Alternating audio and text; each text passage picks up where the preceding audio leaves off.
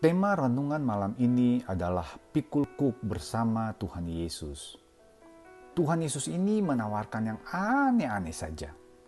Bagi kita yang sedang dalam keadaan susah, beban kehidupan terasa berat, pikiran sudah buntu dan sudah merasa putus asa, agar mau mendapatkan kelegaan dari tekanan hidup yang menghimpit kita.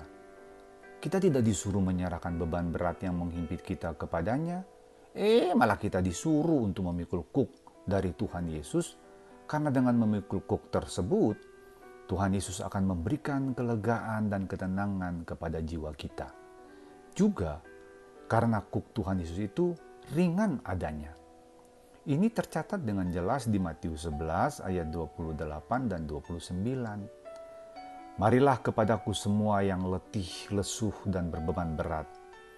Aku akan memberi kelegaan kepadamu. Pikulah kuk yang kupasang dan belajarlah padaku. Karena aku lemah lembut dan rendah hati dan jiwamu akan mendapat ketenangan. Sejak kapan kalau pikul kuk bisa memberikan kelegaan dan ketenangan bagi jiwa? Sejak kapan kuk itu ringan? Kecuali kuk yang terbuat dari gabus. Bukankah kalau memikul kuk malah melelahkan? Apakah Tuhan Yesus tidak tahu bahwa kuk itu semakin memberatkan kehidupan ini? Jelas sekali ada maksud Tuhan Yesus menawarkan kuk dari Tuhan Yesus kepada orang-orang yang sedang dalam keadaan letih karena memikul beratnya kehidupan. Pertanyaannya adalah, mengapa kita sering merasa letih, lesu, putus asa, dan berbeban berat di dalam kehidupan ini? Jawabannya adalah siapakah yang menjadi rekan kita di dalam memikul kuk pergumulan hidup ini. Mari kita mengingat bahwa kuk itu sepasang. Kalau kuk yang untuk sepasang itu hanya dipikul oleh seekor sapi untuk membajak sawah yang tanahnya keras, maka sapi tersebut akan menderita sekali. Dia butuh rekan supaya bisa sama-sama memikul kuk, sehingga bisa berbagi beban sama rata. Sehingga bisa sama susah dan sama senangnya membajak tanah yang masih keras, supaya bisa gembur.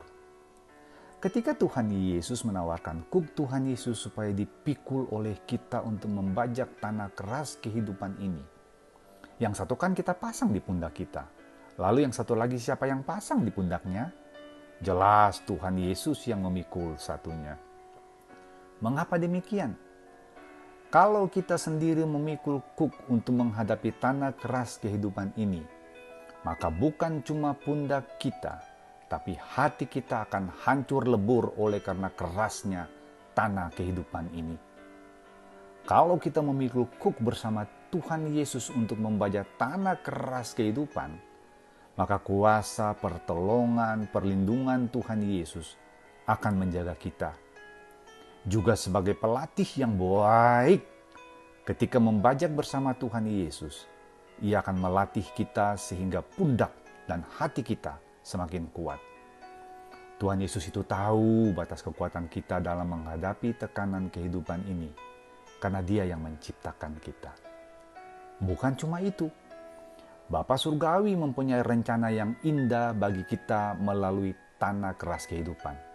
Nah, Tuhan Yesus akan mengarahkan dan menuntun perjalanan kita supaya sesuai dengan rencana dan tujuan Bapa Surgawi.